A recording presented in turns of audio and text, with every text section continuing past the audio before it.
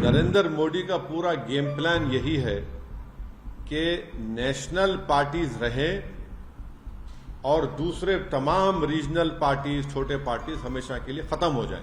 नरेंद्र मोदी ये चाहते हैं कि रीजनल मुद्दा कभी बने ही नहीं। हर थोड़े महीने के बाद इलेक्शन होना, ये भारत के गरीबों का फायदा है। इसमें जब कभी भी चुनाव होता है नरेंद्र मोदी पीछे हटते हैं। जनता के हित में कोई ना कोई फैसला लेना पड़ता है उनको। चाहे पेट्रोल की कीमतें कम हो जाती हैं, कुछ ना कुछ उनको किसानों को देना पड़ता है। ये इलेक्शन होना जरूरी है क्योंकि जो भी सरकार होगी वो हमेशा अपने खड़े भी रहेगी जनता की खिदमत के लिए।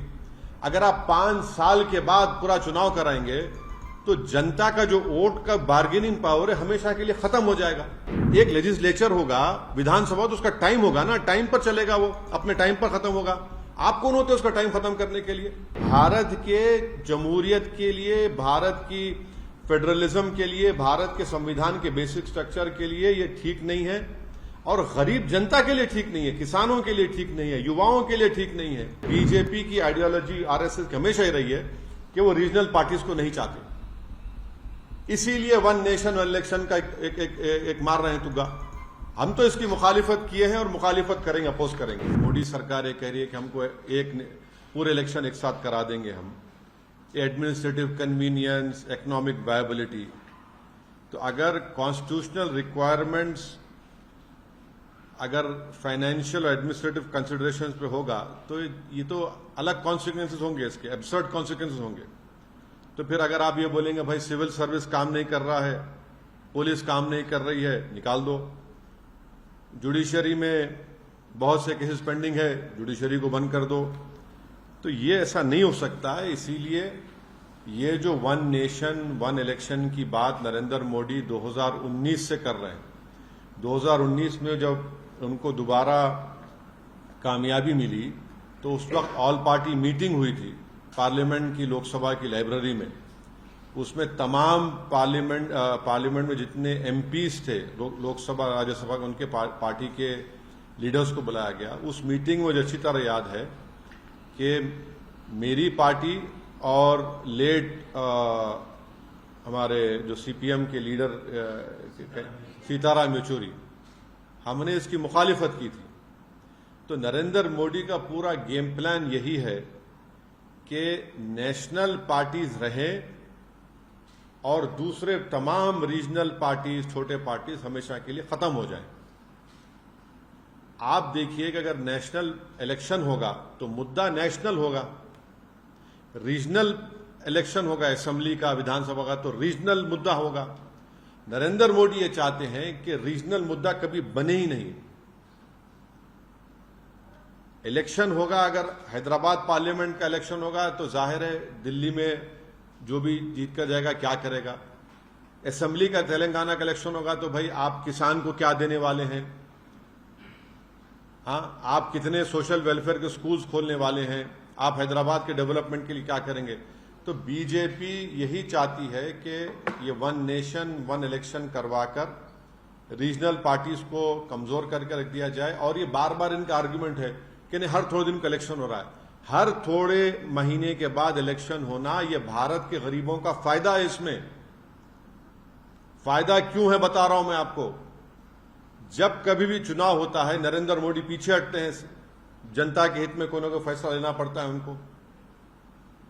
चाहे पेट्रोल की कीमतें कम हो जाती हैं, कुछ ना कुछ उनको किसानों को देना पड़ता है। तो ये इलेक्शन होना जरूरी है क्योंकि जो भी सरकार होगी वो हमेशा अपने खड़े भी रहेगी जनता की खिदमत के लिए। अगर आप 5 साल के बाद पूरा चुनाव कराएंगे तो जनता का जो वोट का बार्गेनिंग पावर है हमेशा के लिए खत्म हो जाएगा। अब हरियाणा को चुनाव हो रहा है, महाराष्ट्र को चुनाव हो रहा है। नरेंद्र मोदी ने कितने मर्तबा जाकर महाराष्ट्र में इनॉग्रेशन किया बताइए, कितने मर्तबा जाकर ये डेवलपमेंट वो डेवलपमेंट का काम मैं कर रहा हूं, फाउंडेशन डाल रहा हूं।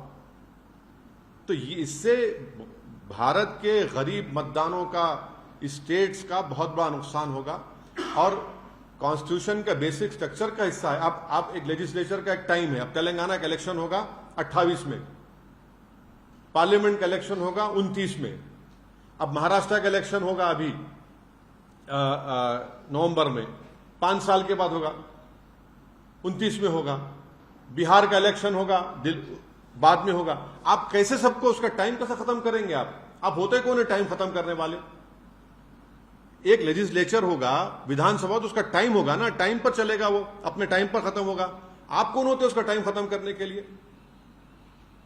अब जीएचएमसी का है, अब उसका टेन्योर खत्म होने वाला है, आप बोलेंगे नहीं हम एक साथ कैसे कराएंगे? आप क्यों कराएंगे? अच्छा, बीच में अगर सरकार गिर गई, क्या करेंगे आप? फिर क्या करेंगे आप? तो ये भारत के जमहूरियत के लिए, भारत की फेडरलिज्म के लिए, भारत के संविधान के बेसिक स्ट्रक्चर के लिए ये ठीक नहीं है, और गरीब जनता के लिए ठीक नहीं है, किसानों के लिए ठीक नहीं है, युवाओं के लिए ठीक नहीं है। पैसे तो हर इलेक्शन के लिए अलॉकेट होते हैं ना, विधान, अब बिहार का या हरियाणा का हो रहा है, उसके लिए तो कश्मीर का हो रहा है, तो पैसे अलॉट हो रहे हैं, महाराष्ट्र का होगा पैसे अलॉट होंगे, और फिर उसके बाद झारखंड का होगा पैसे अलॉट होंगे।